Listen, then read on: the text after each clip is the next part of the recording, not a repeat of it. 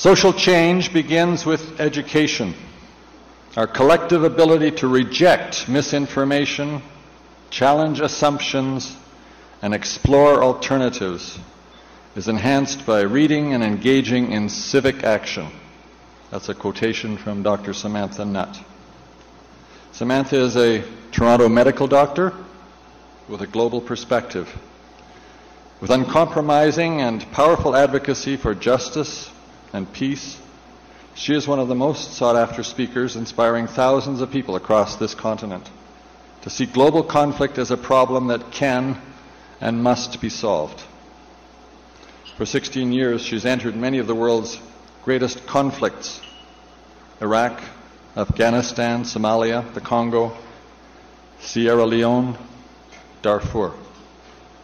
She has seen the brutality of modern conflict, and it's inspired her to become the founder and executive director of War Child Canada. She works on behalf of families who are in unexpected and terrifying situations, especially children. She can be seen regularly on the Turning Point panel, as Bill mentioned, with Peter Mansbridge. She's recently been named one of Canada's 25 most influential figures by the Globe and Mail, and one of Canada's leading activists by Time magazine. Samantha's best-selling book, which is available today, Damned Nations: Greed, Guns, Armies, and Aid, combines her own original research with her personal stories, offering thoughtful critique on war against what has become mainly civilians. Dr. Nutt's energy, dedication, and compassion have touched many across the planet, and she tries, with her experience, to provide lasting solutions to moving beyond outdated notions of charity and recognize the critical interdependence that we all share on this planet, this fragile planet. She's a staff physician at the Women's College Hospital in Toronto and teaches medicine at the University of Toronto. I had a bit of a chat with her earlier, and she has an 8-year-old boy and is married to Dr. Eric Hoskins, both of whom have been actively involved in international work, including Iraq, where I first got to know Dr. Hoskins. I know we will be moved, inspired, a little more alive and human after we hear from Dr. Nutt. Welcome. Congratulations on the 5th Calgary Peace Prize.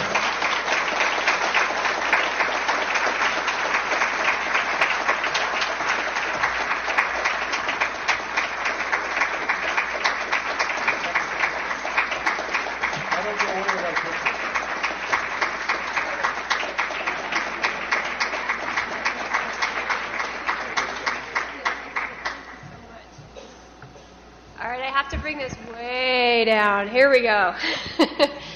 Thank you so much, Dr. Swan, for that really generous introduction. I am so truly honored and humbled to be with you here this evening. When I first received the invitation to accept this evening's prize, not only was it a great privilege for me to hear about the work that has been done through various organizations that are affiliated with this prize, but also just to see who else has received it in the past. And, to look down the list of names, many of them are people that I have great admiration and respect for, people like Sally Armstrong and Louise Arbour and Emmanuel Jal and others. And now this year, the Calgary Herald went with Calgary Peace Prize goes to a nut. That's right. It's your first time, isn't it? But it's a peace nut. That's right. I'm a peace nut.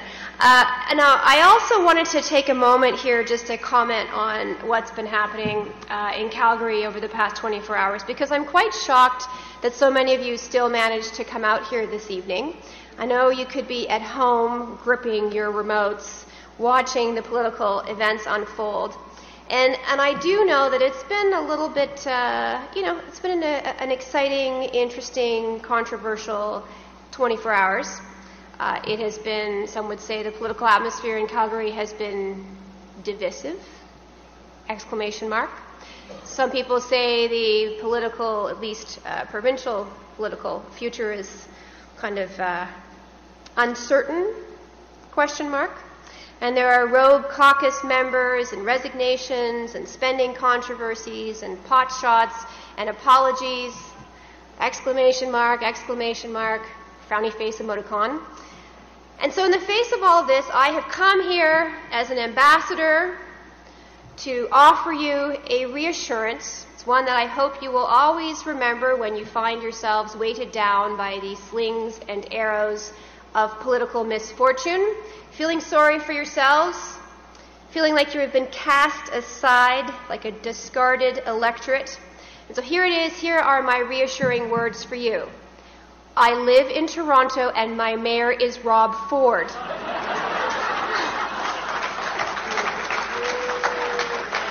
I am the badass in this room, just so we're clear. Now listen, I think that mayors should have to have some kind of sabbatical program so that every so many months, Nenshi, for example, Mayor Nenshi, who is a wonderful and inspiring human being, he would be mandated to get on a plane and go to, I don't know, Toronto.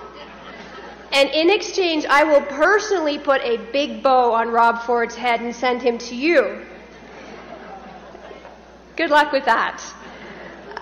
But really, I'm so grateful to accept the award this evening, and I do want to say that I'm accepting it on behalf of everyone at War Child Canada, with whom I share this great acknowledgement and recognition.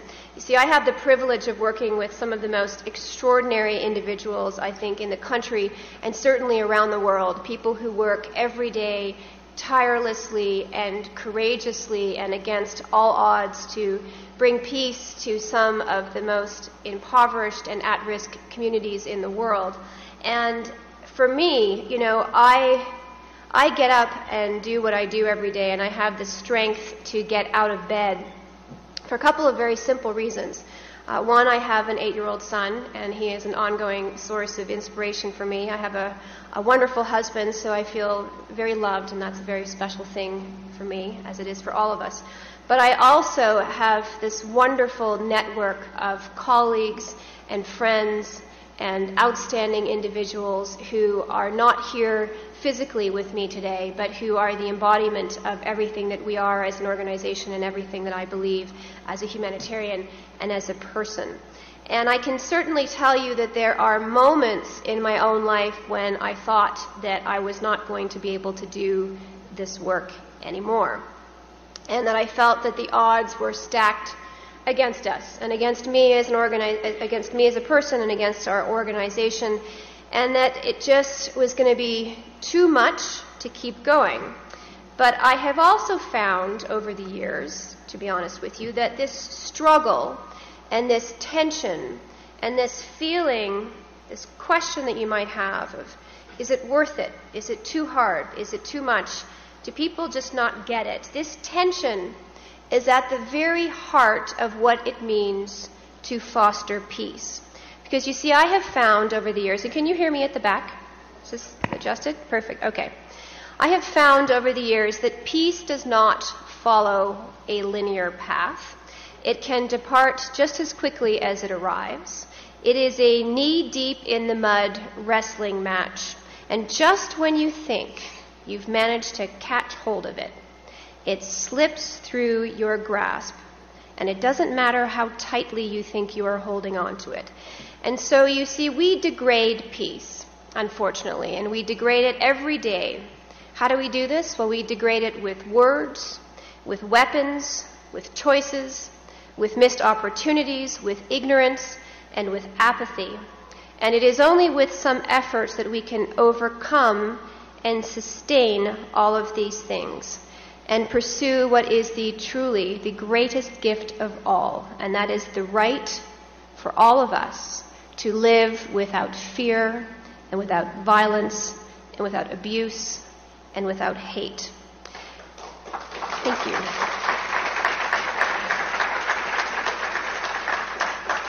Because you see, in too many countries around the world, these rights are unfortunately under siege.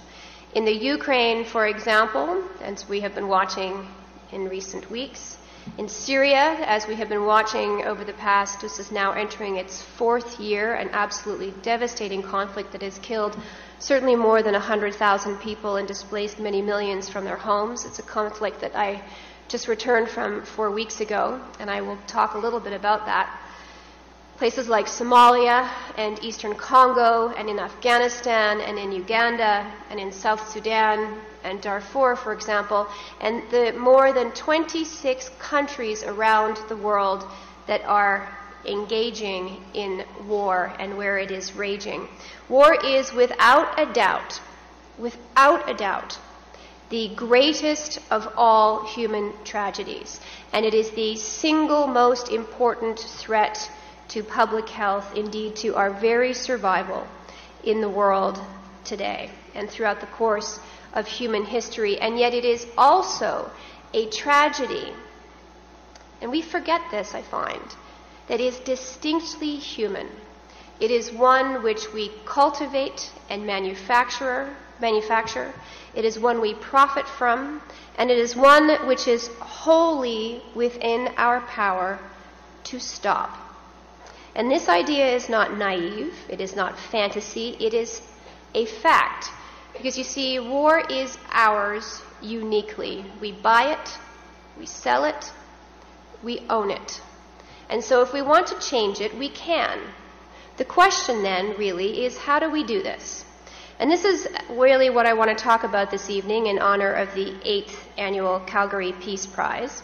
So let's begin then. How do we change war? And this is a conversation. Ken, where are you? Where's my brother Ken? There he is. Ken Lowe. We had this conversation just about a year ago now, right? Or was it 2 years ago? It was a year ago. It was one of the most enlightening conversations that I have ever had in my life. And I'm really delighted to see you here this evening. And for those of you who have not participated in Calgary Learns and who don't know about Ken's course, it is something that's absolutely outstanding and I think well worth pursuing. For me, I reflect often on the conversation I had with Ken, and as I was preparing my remarks on the plane coming over here, I was thinking about the conversation we had a year ago in the interview that we did, which is online, and I did want to make a comment that it had a very profound impact on me personally, and your leadership and your thoughts on leadership are truly very, very inspiring. You're such an asset to this city, so thank you very, very much. So how do we change war? Well, there's no better place to have this or to start this conversation than with the very instruments of our destruction, the weapons that we manufacture and that are used to slaughter and to threaten and to intimidate civilians all around the world each and every single day. And certainly, people say this, well, you know, knives kill people and machetes kill people and our bare hands kill people. But automatic rifles kill many more people and overthrow governments, especially in environments where there is absolutely no penalty for doing so. And so to make my point about how we might change war here, I'm going to begin with a story. And it's a story that is somewhat inauspicious. It involves 50 cents. I'm going to leave these 50 cents here because I'm going to get back to them at the end of my presentation. But I'm going to tell you how it is that 50 cents turned me into a peace activist and convinced me that we can actually change war, that we can have an impact in ways that we often don't appreciate. And for me, it began when I had finished medical school and I was pursuing a master's degree in London, at the London School, in public health. And I was given the opportunity to volunteer with UNICEF in war-torn Somalia, and it was during the second wave of a very brutal famine that was taking place in that part of the world. And it was a very, very unstable time in Somalia's history. It was right after the withdrawal of troops that were deployed during Operation Restore Hope. And so with that in mind, the UN said to me, my program director, a man by the name of Pierce Garrity, a fantastic man who unfortunately lost his life in a Swissair crash off of Peggy's Cove. But he, at that time, said to me, look, we have to give you a contract, just on the off chance that we need to organize an evacuation, because if you're not paid something by the UN, you're not technically an employee, and you'll be left without coverage. So there I was, 24 years of age, standing on the tarmac in Nairobi, waiting to get onto the 6-seater World Food Program plane with my flak jacket and my helmet. And I turned to Pierce and I jokingly said to him, Pierce, I understand that Somalia is quite dangerous. And he said to me, well, you're only figuring that out now, Nutt? And I said, yes. And so I said, well, here's the deal then. I have decided that I want half the money up front. Because you see, the UN had given me a contract for $1 to cover me in the case of this evacuation order. And so jokingly, Pierce pulled out these 2 quarters from his pocket and handed them to me. And I slipped them into my bag, along with a book that he gave me called Cutting the Rose, which was about female genital mutilation and its history in that part of the world. And it was a decision that profoundly affected my life and my view of war and the importance of peace. Because you see, after that, I landed in Baidoa, which was very well known at that moment in time because it was referred to as the City of Death by Western journalists. And it was called that because more than 250,000 people had perished. And I want you to just think about that for a minute. 250,000 people as a result of famine and directly related to the war in that part of the world. And as I arrived, mass starvation was still rampant throughout the country, and war had literally stopped everything in its path. The schools were entirely deserted, hospitals were riddled with bullet holes. And as a young physician trained in public health, and I know there are many physicians in the room here tonight, I felt quite invincible. I felt that I knew what it took to save people's lives in any context. And I thought that that was what I would be doing when I landed in Somalia, that I was trained and I was qualified and I was competent when it came to that task. Except, you see, I quickly began to understand that what was needed here wasn't, strictly speaking, a medical response. Because we actually knew what had to be done. We had all the tools at our disposal. But no number of feeding clinics and high-protein biscuits would ever address the fundamental challenges that were facing communities at that moment in time and still in Somalia. And how is that? Well, you see, I had a very difficult education in Somalia. Feeling that invincibility, feeling like I was helping. I remember one afternoon, I went and I was interviewing women who were standing in line at one of UNICEF's feeding clinics. And I was doing this massive assessment. I was one of 3 people as part of this team to try to make recommendations to the United Nations in terms of how they should prioritize their humanitarian response. And so there I was for 20 minutes interviewing these young women who were standing in line holding their infants. And I was talking to this one woman, and we were mechanically going through the list of questions about her health and her needs. And after about 20 minutes, as I was wrapping up, I tried to put my finger in the palm of her baby's hand. And when I did that, I discovered that her baby was already stiff, already in rigor, and had obviously succumbed to her injuries many hours before.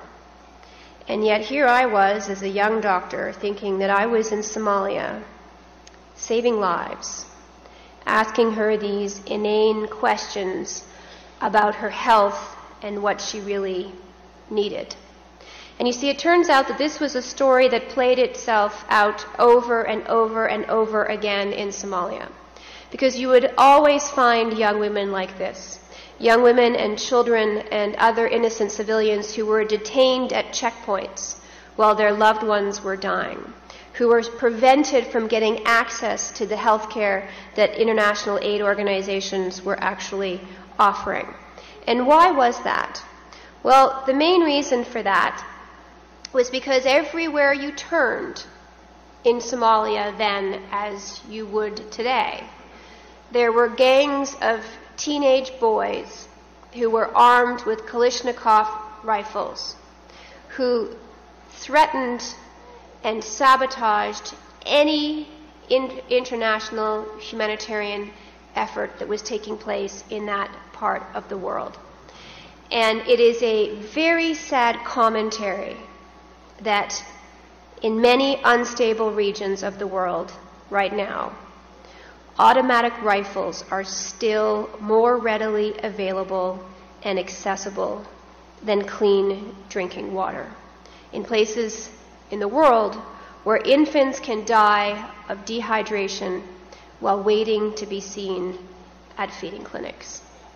So how do we change this? Well, now it's your turn as a group of peace activists to do some of the work for me. I'm a little bit jet lagged from having just landed from Toronto. Because to really, really wrestle with this problem, to understand how we might change it, we first have to understand or reconcile the scale of it. And I'm going to ask you a question. How many Kalashnikov rifles do you think there are in existence in the world today? Who wants to shout out some numbers? 100 million? 500 million? That's exactly right. So of the ones that we know about, it's estimated that there are roughly 200 to 300 million circulating AK-47s, but that there are at least two for every one that we are aware of, taking that number to roughly, but certainly in excess of 500 million Kalashnikov rifles. And how much do you think you can buy an illegal weapon like an AK-47 for in a parallel market in a developing country? How much do you think that would set you back? $10? Well, certainly, it can depend. It can certainly depend, but it's usually between $30 and $50 if you're talking about a traditional AK-47, but less than the price of admission to any American or Canadian theme park. And these are lightweight. We consider them to be child-friendly because they're very easy for kids to load and reload. Steel-killing machines that with a clip are capable of firing up to 600 rounds in less than 1 minute. 600 rounds in less than 1 minute. And when you extend that to include all small arms, and small arms, that's a bit of a misnomer, because a small arm implies something benign, but actually a small arm is anything that you can pick up and carry. So it includes machine guns and rocket launchers. That number swells to well over 1 billion in circulation in the world. And so who's buying all of these weapons? Well, you see, this is where it gets a little bit interesting when it comes to this question of war and us selling it and owning it and buying it. Because you see, for the last decade, 70% of all weapons that were sold in the world were purchased by developing countries. And where do you think 90% of those weapons come from? Any ideas? USA is half. Russia, China, France, England, Germany. 90% of those weapons come from the 5 permanent members plus 1, which is Germany, of the United Nations Security Council. Annual worldwide military spending now exceeds $1.7 trillion a year. That is the highest point after adjusting for inflation since World War II. And in recent years, the combined arms sales of the world's top 100 arms manufacturers has soared to more than $400 billion a year, which represents a more than 50% increase since September 11th. Now, some of you in this room will rightfully say, but you know what, hang on a second. Hang on a second. Because you see, in that same period of time, there was war in Iraq and in Afghanistan and Libya.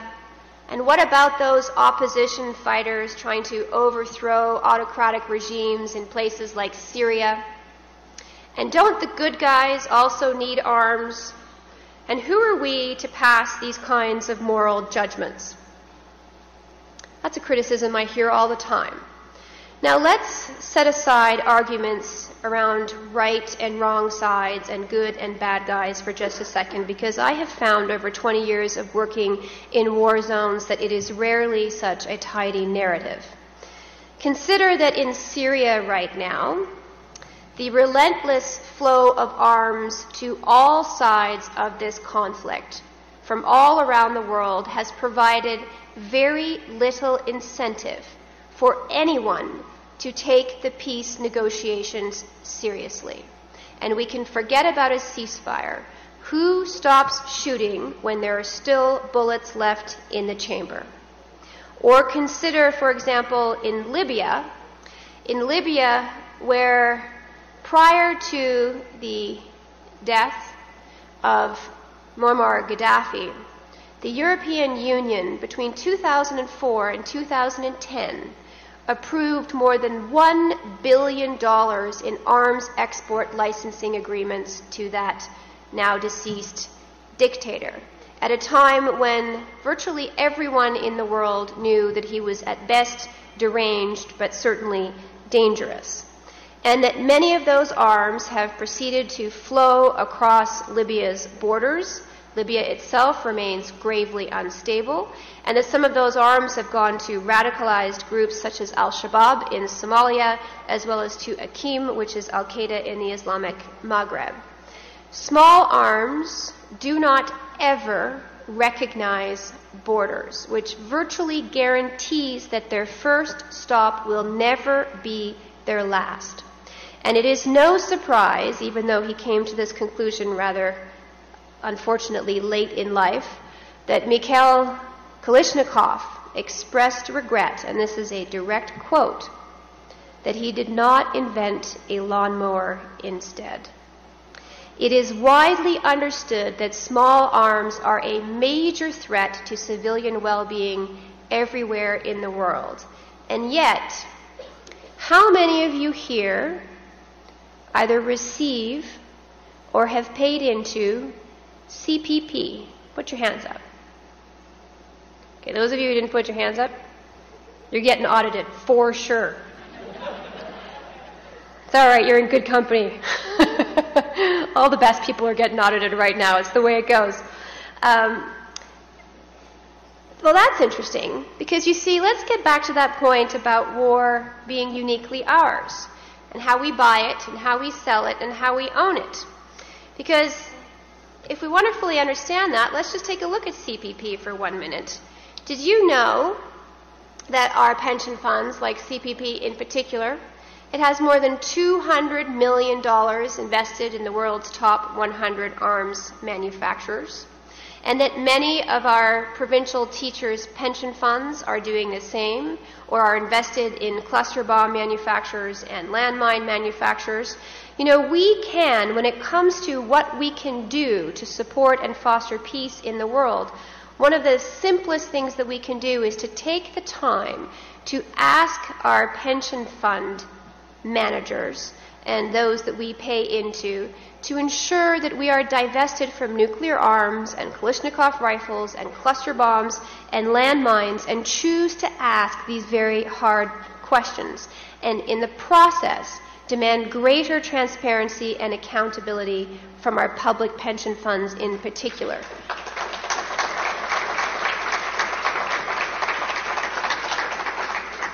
And you know what? This is not radical thinking.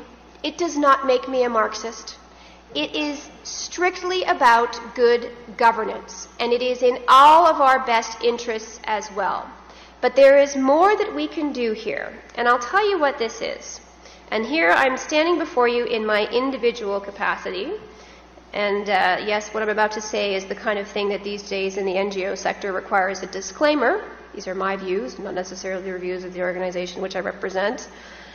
But you see, about 8 months ago, governments from around the world, after more than a decade of negotiations, finally agreed on something that many of you will be familiar with called the Arms Trade Treaty. And for those of you who aren't familiar with the Arms Trade Treaty, I'm just going to give you a bit of a synopsis here. It essentially sets into place restrictions around the sale and the transfer and the stockpiling and the manufacturing of small and light weapons in the world.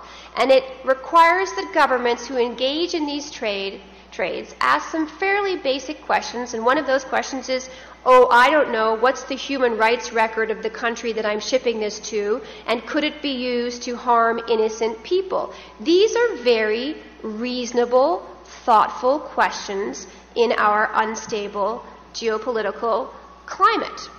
And many people have recognized the value of the Arms Trade Treaty. So many, in fact, that more than 115 countries have already signed on, including some of the ones that you would expect to be outliers, such as the United States, despite the pressure of their domestic gun lobby, and such as Germany.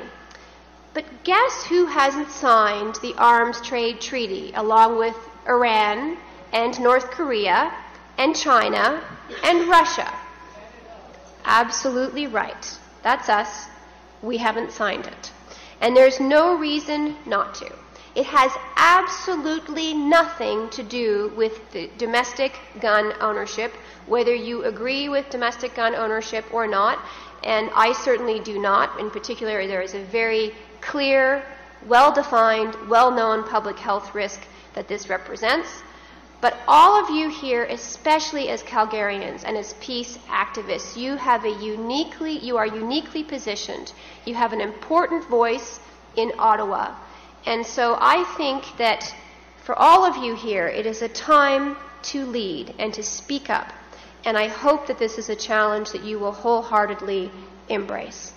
And now I'm going to give you another example of how we buy and sell and own war, and how it is that we might change. And this is not an easy story to hear, and it is not an easy story, believe me, to tell. But it is one that this young woman I'm about to talk about very much wanted other people to hear. Because so much of what happens in other parts of the world, so much of the violence that we are often implicated in, it goes unnoticed. And those who are most deeply affected by it rarely have the opportunity to speak to us and tell us how it makes them feel and what they expect of us. But this young woman did, and her name was Nadine, and she was in her early teens. And I was working in a war child office in the eastern Congo, in a town called Bukavu, which is right along the Rwandan border. And I was furiously typing up a report. And I was sitting in this office, my private space, with my computer and my cell phone and my bottled water and all of these luxuries that we take for granted. And so there I was, typing away, and she knocked on my door and asked if she could come in and sit down. And I said, of course. So we were talking in French, and she was sitting there, and she explained to me what had happened to her.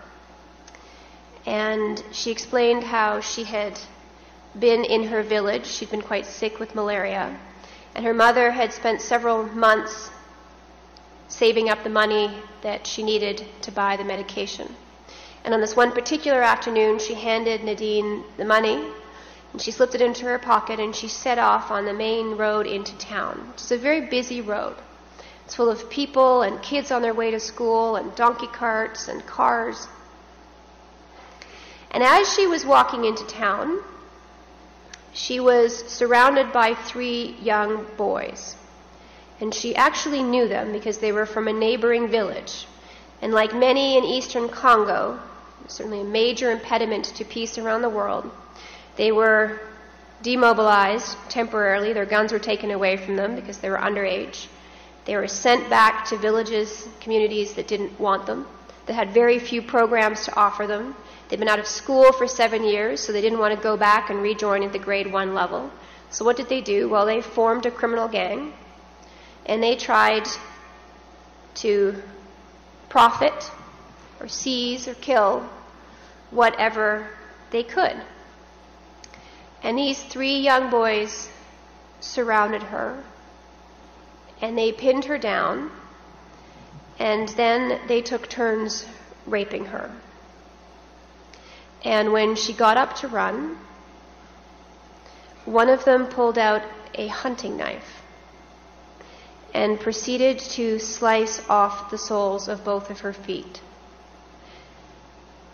And as she told me this story, sitting across from me, she slid her feet out of both of her shoes, and she showed me these thick scars that ran from her heels to her toes on both sides.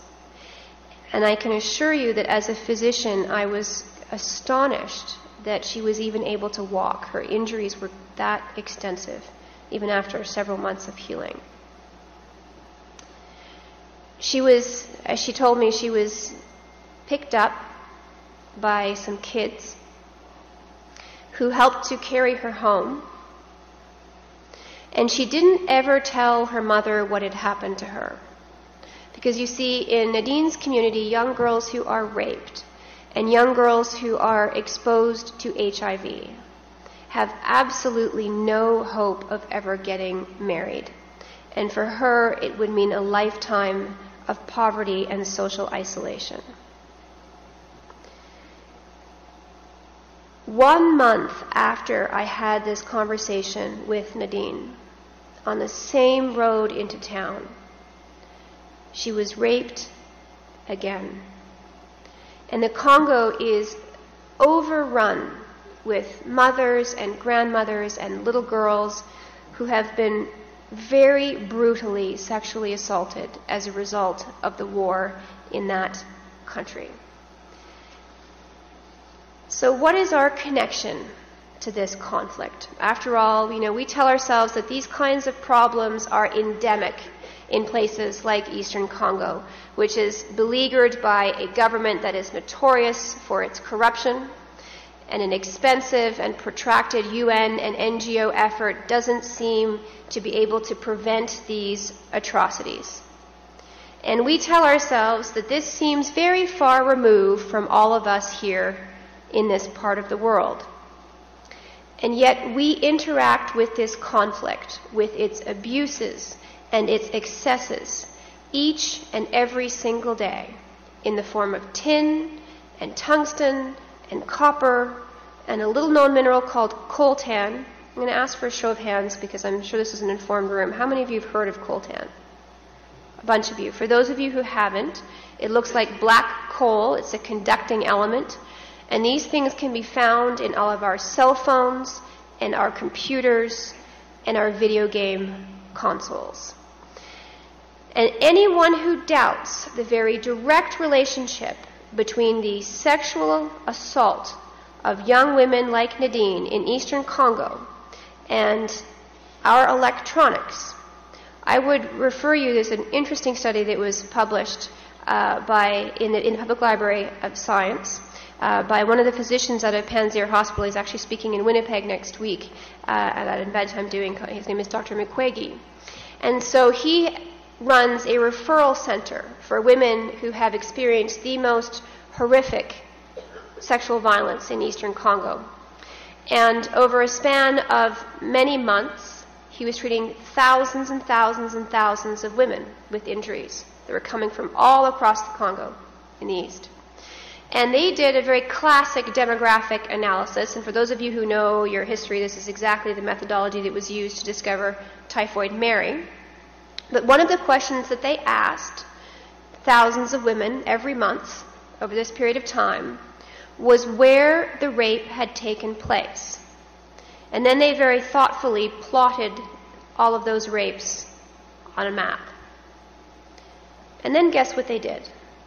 They took another map of the mining areas of Eastern Congo, areas that are a magnet for mercenary groups and Congolese military groups and rebel groups and groups like the young men who raped Nadine. And they put the two together. And you know what they found?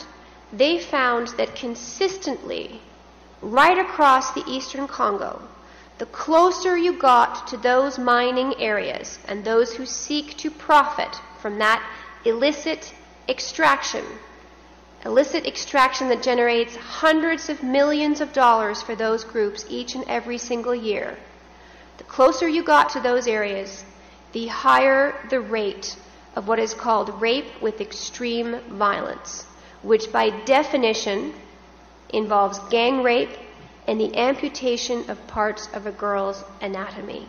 Exactly what Nadine experienced.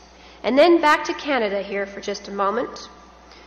We are home to 75% of the world's mining companies. They are headquartered here in Canada. And yet we have no overarching legislation in this country governing the behavior of our multinational enterprises operating in unstable parts of the world. And believe me, it is compromising our international reputation everywhere in the world, but particularly in unstable, resource-rich environments in Africa. Absolutely. I totally agree with you. 2 efforts to bring about legislation related to this. For the first was a Liberal bill in 2010, which was brought forward by John McKay, which was not allowed to pass. It was voted down. And then the second one was an NDP bill brought forward by Paul Dewar, and unfortunately went headed into a new election cycle before that bill received its reading. The very last thing that Nadine said to me that day, and I can tell you that these are words that I never forget.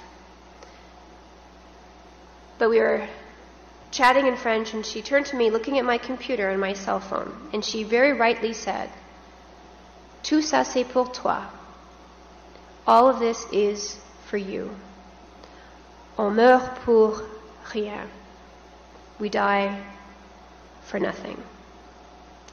You know, some will say that peace can only be achieved by confronting aggressors. Aggressors like Vladimir Putin and the Taliban and Iran and North Korea. And that we must recognize that evil can and does exist in the world. And that we must prepare ourselves for the worst and prevent aggression by bolstering our armies and with nuclear warheads and missile defense and a don't fuck with us strategy that does not invite the bullies and the despots and the fascists to assault us. This is what we hear all the time. And I will not deny that there have been moments, and that there certainly are moments, when the only effective response to slaughter and injustice is strength and resistance, when we must be willing, all of us, to oppose those who promote tyranny and abuse, and those who will sacrifice all in the name of some ill-conceived ideology. And believe me when I say that I have seen the worst of humanity, and I have borne witness to this kind of absolute evil. And I have borne witness to its effects in the form of infants in places like Sierra Leone, whose arms were hacked off in the pursuit of diamonds, and little girls in places like Eastern Congo and in Afghanistan who were raped to the point of uterine rupture. And I have had friends, in particular in Iraq, 2 very good friends, who were gunned down for promoting democracy and human rights. And yet I also believe that the best way to prevent such atrocities overall is to confront those abusers with the rule of law, with access to justice, with strengthened civil society and investments that end that climate of impunity.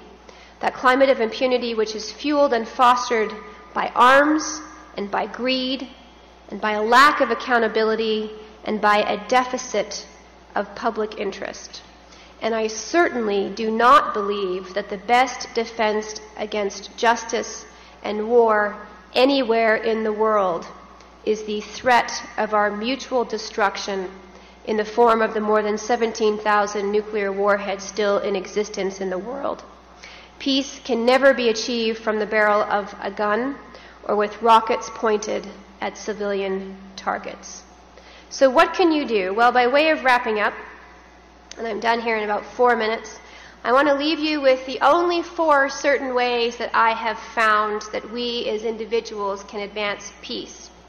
And the first one is fairly simple, because I genuinely believe that staying informed and engaged in global issues is critical to understanding and breaking down stereotypes anywhere in the world. And so I strongly encourage everyone that I meet, doesn't matter whether I'm here or overseas, to take the time to really read and focus on international news each and every single day, just in the same way that we focus on our local news and what's happening with Rob Ford and everything else that's going on. And if you want some assistance in this respect, obviously I have written about these in greater detail in my book, but I'm also on Twitter. I'm at Samantha Nutt, and I routinely post articles that I believe or hope are worthy of your time and your attention.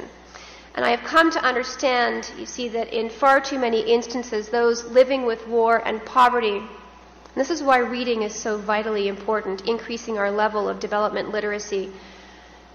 Those who live with war and poverty, they don't need to be saved by us so much as they often need to be saved from us, from our failed geopolitical experiments, our misguided aid policies, our profligacy, and our unthinking consumerism.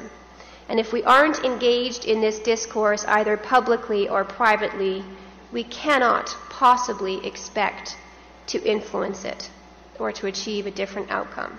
So my first one, which I'm sure all of you here already do, is about that commitment to knowledge and learning and reading. And second, and in many ways this is tied to my first recommendation, if you do care about these issues, and obviously you do or you wouldn't be here this evening, it is vitally important to give, but to know how to give to really maximize your impact and to foster peace. It takes no less than a generation to see the effects of well-managed aid. Some of the challenges that War Child and other groups are facing around the world in doing our work, it's inconsistency.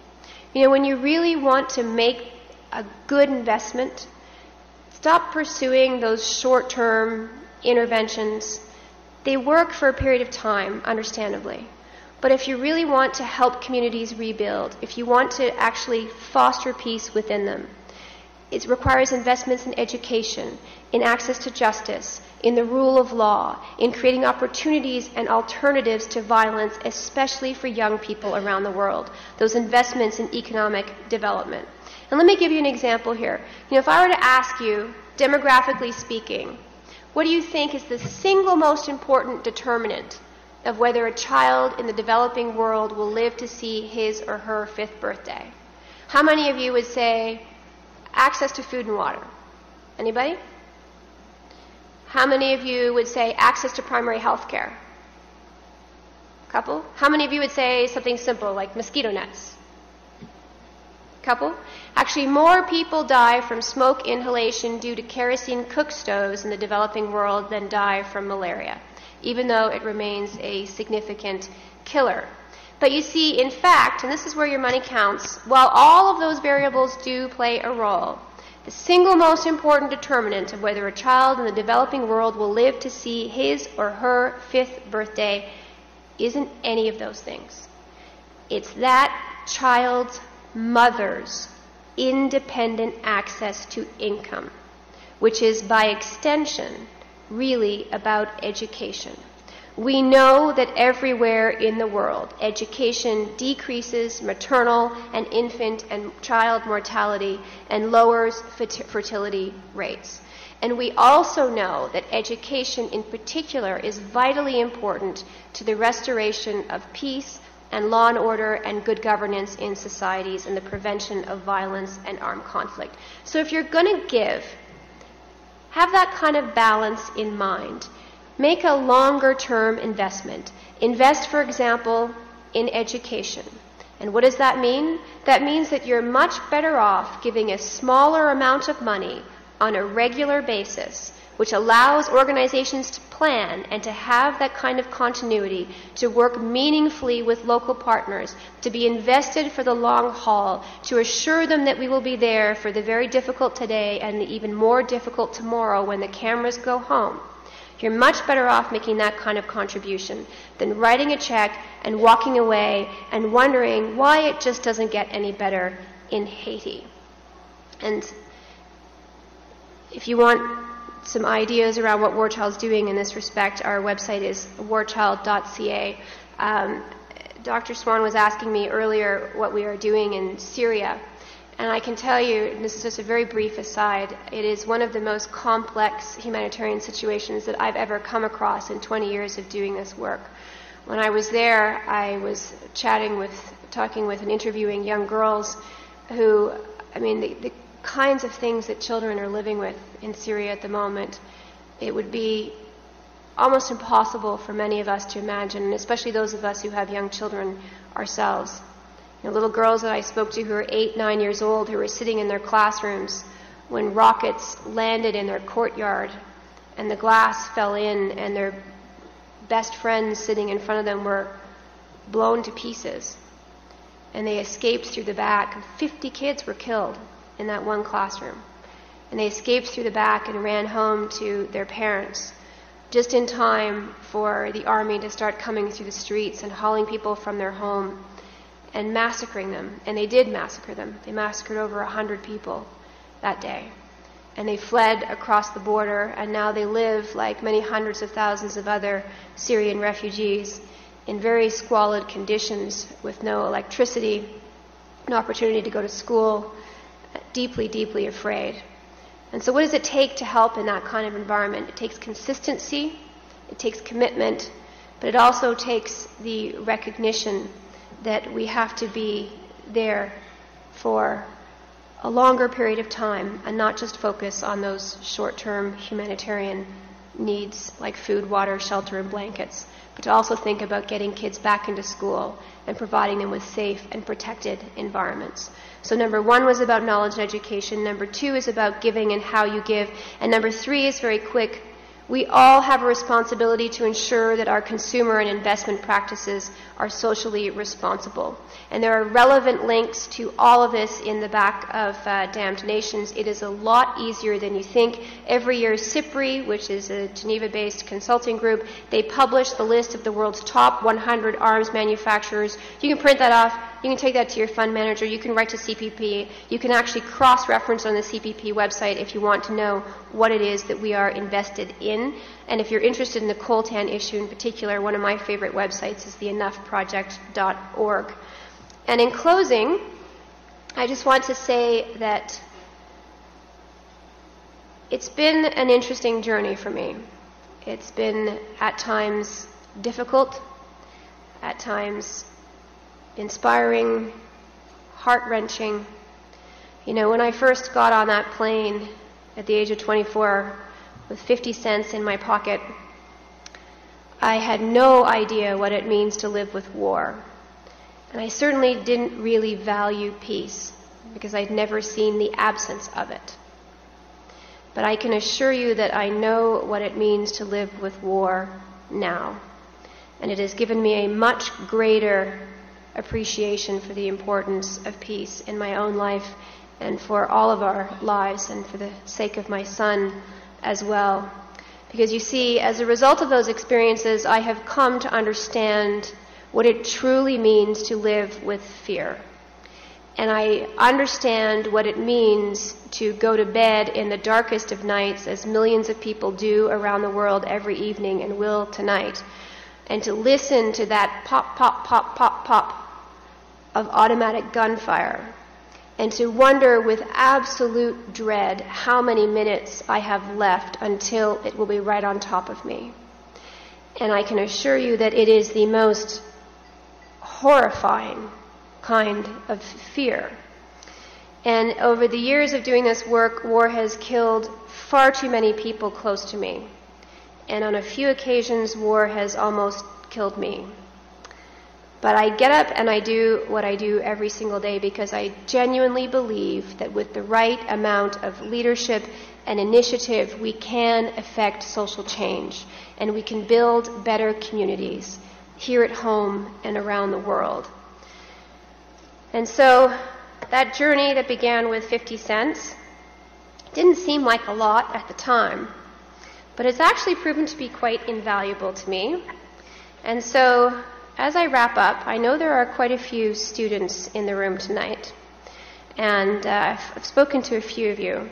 But wherever you are, I want to say that I'm going to dedicate these 50 cents to you, and I'm going to leave a signed copy of my speech up here at the podium with these 50 cents. And I want you to feel free to come up and collect them, and I hope it will serve you as well as it has served me, because there's a lot of work to be done, and I wish you the greatest success. Thank you.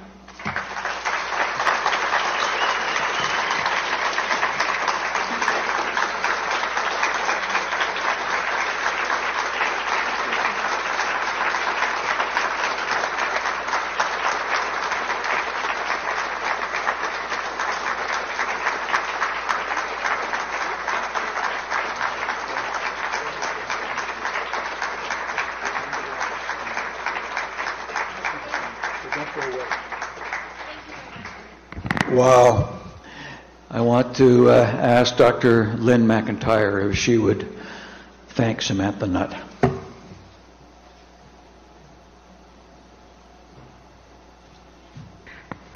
Wow, it's such an honor to be able to, on behalf of this audience, to actually thank Samantha Nutt.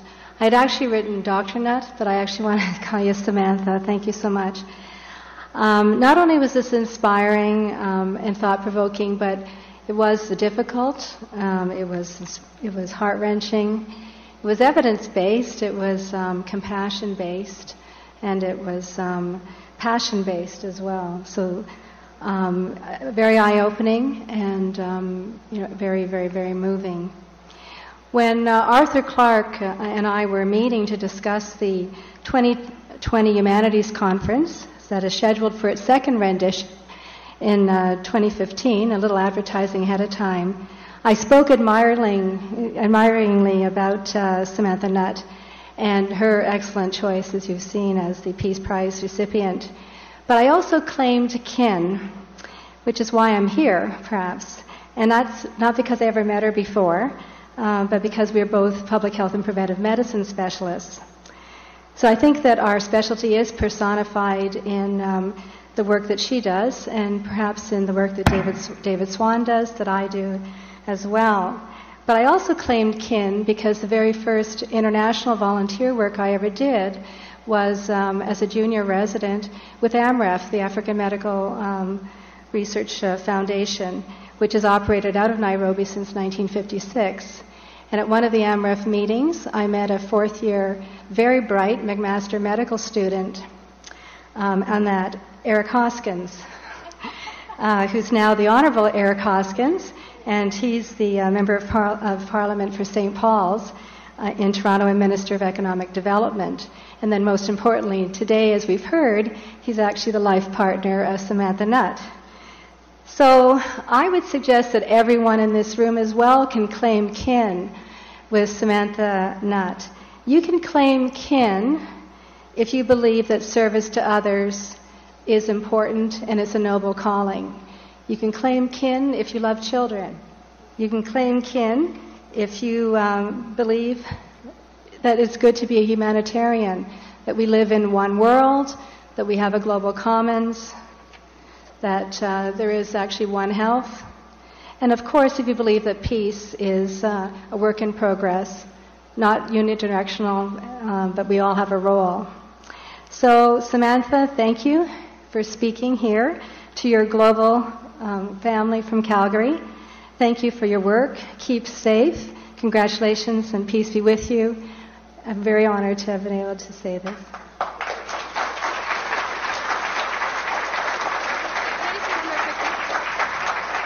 Thank you very much, everyone. Honestly, it's a true privilege for me to be here and to be with there's so much solidarity in the room. It's wonderful. I was going to add one more to the kin because it also makes you all nuts. Enjoy that. You play on that a lot, don't you? Listen, grade school was great. Well, what an evening. It's not over yet either.